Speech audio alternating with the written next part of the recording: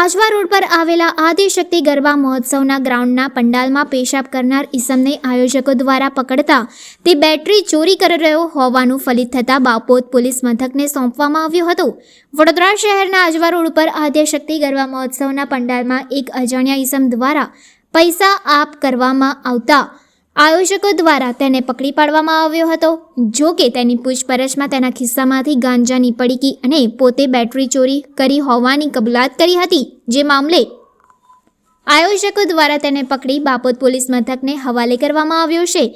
સમગ્ર મામલે વિજય પાટીલે જણાવ્યું હતું કે અમે બાપોદ પોલીસ મથકમાં ફરિયાદ આપવા માટે આવ્યા છીએ. આજવા રોડ ઉપર ખૂબ જ મોટા અમારા આદિશક્તિ ગરબા મહોત્સવના પંડાલની અંદર બે અજાણ્યા વ્યક્તિ દ્વારા પેશાબ કરવામાં આવ્યો છે, જેને પકડીને અમે બાપોદ પોલીસ મથકને સોંપવામાં આવ્યા છે. શંકાસ્પદ એવું લાગ્યું એના ખિસ્સા તપાસતા જે ખિસ્સાની અંદર પાના પક્કડ મળ્યા છે અને ગાંજાની પડીકીઓ મળી છે. ત્યારબાદ તેને પૂછ્યું તો કહ્યું કે હું બેટરી ચોરતો હતો એટલે બાપોદ પોલીસ મથકને સોંપવામાં આવ્યા છીએ. રિક્ષાની અંદરથી બેટરી મળી છે અને એ બંને બેટરીને અમે બાપોદ પોલીસ મથકે લઈને આવ્યા છીએ. હાલ આગળની કાયદેસરની કાર્યવાહી બાપોદ પોલીસ મથક દ્વારા કરવામાં આવી રહી છે. મારું નામ વિજય પાટીલ છે. અમે ફરિયાદ આપવા આવ્યા છે બાપોદ પોલીસ સ્ટેશનની અંદર. અમારા પૂર્વ વિસ્તારના આદ્યશક્તિ ગરબા એટલે ખૂબ જ મોટા ગરબા બે અજાણ્યા વ્યક્તિ દ્વારા ગરબાના પંડાલની અંદર પેશાબ કરતા પકડાયા છે.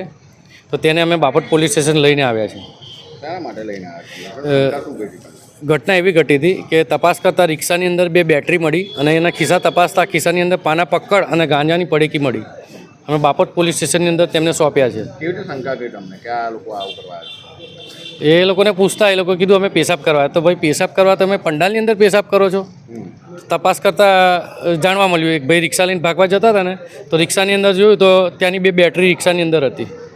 પોલીસ ખાતા શું અપીલ કરવા? બસ પોલીસ ખાતાને એ અપીલ કરશું કે કાયદેસરની કાર્યવાહી થવી જોઈએ, કેમ કે આ અમારી હિન્દુત્વની લાગણી ડૂબાય એ કૃત્ય થઈ રહ્યું છે.